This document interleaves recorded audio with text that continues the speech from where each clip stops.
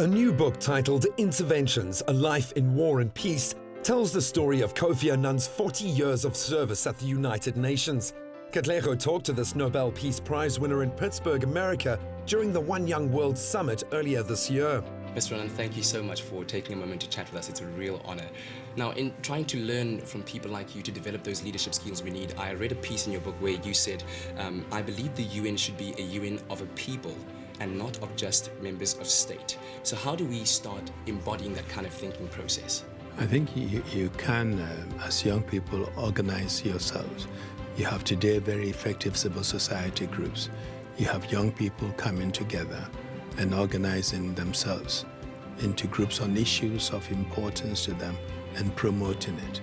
And as I said earlier, if you organize yourself and you push some of these issues, you can get the politicians and the leaders to pay attention. They rely on your votes, and the youth votes are quite substantial in Africa. And you should encourage your friends and the young people not to be apathetic. They should engage. They should not wait till a certain age to begin to lead or begin to get engaged. They should start now and push forward, and the experience will pay off at a later stage when they are ready to assume the mantle of leadership.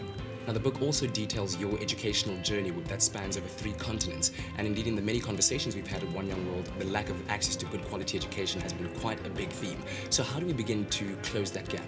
We can use electronics. We can do long-distance learning, and South Africa is doing quite a bit of that, and is being improved every year.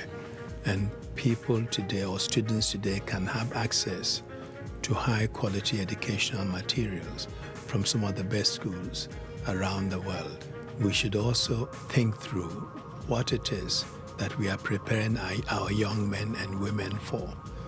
Yes, we put them through schools, colleges, and universities, but what is waiting for them when they come out? Shouldn't we be thinking also of trade schools, vocational schools? Not everybody has to go to university and get a degree in psychology or philosophy. We should try and give them some skills. And those who have skills, when they come out and they can't find a job, can start something of their own. And we are a continent with lots of young people. We have this youth bulge that we need to create millions of jobs to keep busy.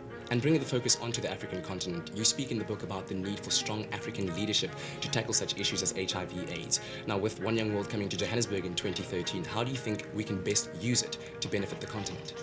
I think the fact that you bring young people together to discuss issues of the day, and hopefully some of the African issues, would be educational, an eye-opener for people coming from outside the continent. I hope some of the corporate and civil rights leaders, as well as political leaders, will pay attention to the discussions that you young people would have in South Africa. And I hope you will not be timid. You'll be able to tell us, the older generation, your vision of the future, what you want to see, the changes you want to see, and also let us know that you're going to be part of the change you want the world to be.